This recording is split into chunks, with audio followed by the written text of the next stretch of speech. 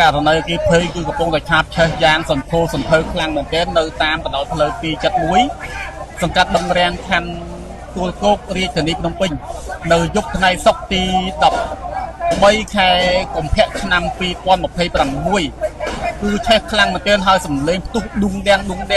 ហើយមូលហេតុនៃការឆាប់ឆេះយើងអត់ទាន់ដឹងថាមូលហេតុបណ្ដាលមកពីអ្វីនៅឡើយទេហើយកន្លែងនេះដំណឹងបឋមដែលខ្ញុំទទួលបានគឺជាក្លែងធ្វើបាទនេះដំណឹងបឋមទេហើយមិនដឹងថាមានអ្នកជាប់ឬក៏នៅក្នុងនឹងអត់ទាន់ដឹងថាយ៉ាងណាយ៉ាងណីឬក៏មានឬក៏អត់យើងមិនទាន់ដឹងច្បាស់នៅឡើយទេនេះគឺកំពុងឆេះបាទឆេះសន្ធោសន្ធៅខ្លាំងមែនទែនឥឡូវគឺខាងកម្លាំងជំនាញបង្ការនិងពលរដ្ឋអគ្គិភ័យ